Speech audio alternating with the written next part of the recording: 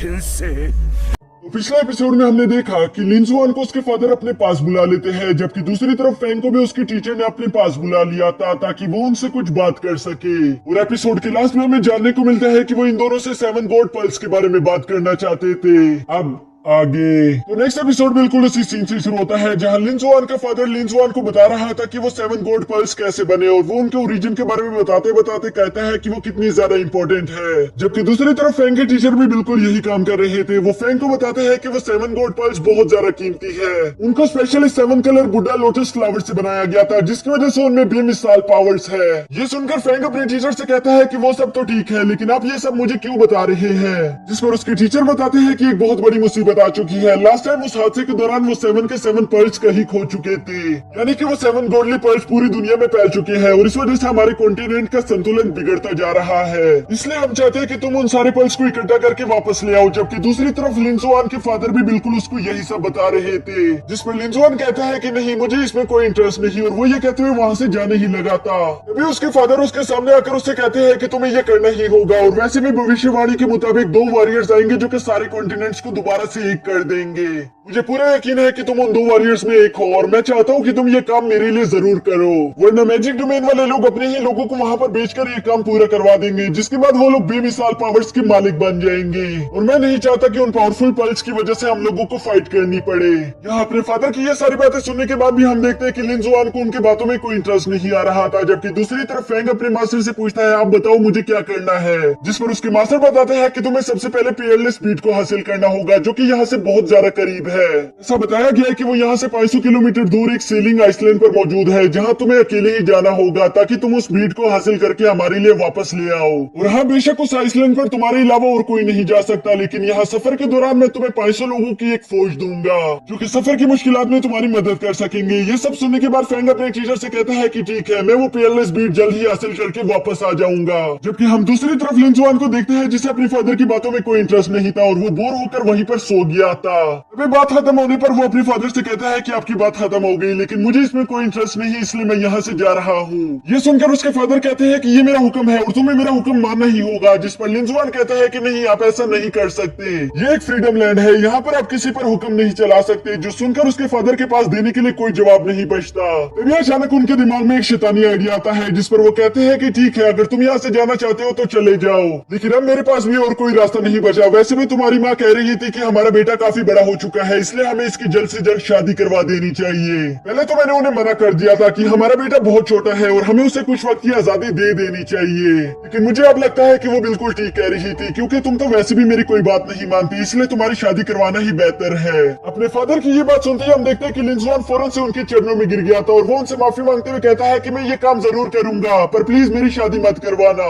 ये सुनकर उसके फादर काफी ज्यादा खुश हो गए थे, और वो अपनी बेटी को उठाकर कहते हैं कि ये हुई ना मेरे बेटे वाली बात, अब जब तुमने प्रॉमिस कर ही लिया है तो तुम्हें वो पीयरलेस बीट हासिल करके मेरे पास जल्द से जल्द वापस आना होगा। जिस पर हम देखते हैं कि लिन जुआन काफी ज्यादा निराश दिखाई दे रहा था, क्योंकि उसके फादर ने उसके डर का गलत इस्तेमाल किया है। इसकी वजह से उसके फादर कहते हैं कि पीयरलेस बीट काफी ज्यादा कीमती है, तो इसलिए मैं तुम्हें इजाजत देता हूँ कि तुम उसे हासिल करने के लिए अपने सारे एलिमेंटल पावर्स का इस्तेमाल कर सकते हो। जो सुनकर लिन जुआन की खुशी का ठिकाना ही नहीं रहता। वो खुश होते हुए छलांगे मारना शुरू कर देता है, क्योंकि आज से पहले उसे अपने सारे एलिमेंट्स की पावर्स इस्तेमाल करने का चांस नहीं मिला था, क्योंकि उसके फादर ने इससे पहले उसे मना किया था कि वो कभी भी अपने सारे एलिमेंटल पावर्स का इस्तेमाल नहीं करेगा, क्योंकि ये बहुत ज्यादा ही खतरनाक है। लेकिन अब जब यहाँ पर उसे इजाजत मिल चुकी थी तो वो खुशी से छलांगे मारते हुए अपने आगे के सफर पर निकल चुका था, जिसके बाद सीन शिफ्ट होकर यहाँ समंदर पर आ जाता है। यहाँ समंदर में हम देखते हैं कि लिन जुआन एक फिश पर बैठकर उसी आइलैंड की तरफ जा रहा था, साथ ही साथ वो खुशी से गाने गा रहा होता है। इसी वजह से हम देखते हैं कि उसका अपने सामने ध्यान नहीं था। तभी अचानक वो फैंग की कश्ती से टकराने ही वाला था, लेकिन उससे पहले वो ब्रेक लगा लेता है। यहाँ अचानक से ब्रेक लगाने की वजह से हम देखते हैं कि वो नीचे पानी में गिर गया था, जिसके बाद वो फैंग पर गुस्सा करते हुए कहता है कि क्या तुम्हें नजर नहीं आता, अंधे हो क्या, तुम्हारी वजह से मैं नीचे पानी में गिर गया। इसके बाद वो अच्छे से फैंग को देखने के बाद कहता है कि तुम मैजिक डोमेन से हो। ये सुनने पर फैंग कहता है और जरूर तुम ब्लू डोमेन से होंगे। जिस पर लिन जुआन कहता है कि हाँ, तुमने बिल्कुल सही कहा, मेरा नाम है लिन जुआन और मैं यहाँ पर पीयरलेस बीट को हासिल करने के लिए आया हूँ, इसलिए अच्छा यही होगा कि तुम वापस अपने घर चले जाओ, क्योंकि मेरे होते हुए तुम कभी भी उस पीयरलेस बीट को हासिल नहीं कर पाओगे। जिस पर हम देखते हैं कि फैंग ने अपनी जुडिशनल बुक को समन कर लिया था। यहाँ उस बुक को समन करने की वजह से लिन जुआन देख पाता है कि वो एक लेवल 5 का वॉरियर है, जो देखकर वो कहता है कि ये तो कोई खास बात नहीं।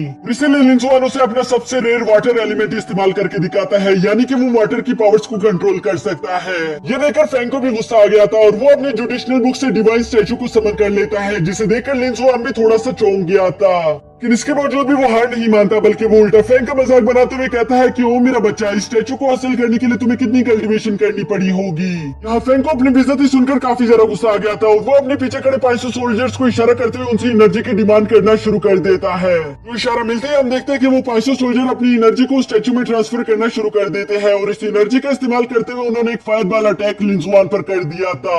लिंजुआन अपने विंग्स की मदद से उस फायरबॉल को तो डॉज कर लेता है, लेकिन इसकी वजह से उसे काफी ज्यादा गुस्सा भी आ गया था, जिसकी वजह से वो फौरन से फैंग पर अटैक करना शुरू कर देता है। लेकिन हम देखते हैं कि फैंग भी कोई कच्चा खिलाड़ी नहीं था, बल्कि वो अपने सामने एक डिवाइन शील्ड बनाकर उसके सारे अटैक्स को बहुत ही आसानी के साथ ब्लॉक कर देता है। जिसके बाद हम देखते हैं कि फैंग ने अपने जुडिशनल बुक की मदद से लिंजुआन पर बहुत सारे अटैक एक साथ करना शुरू कर दिए थे।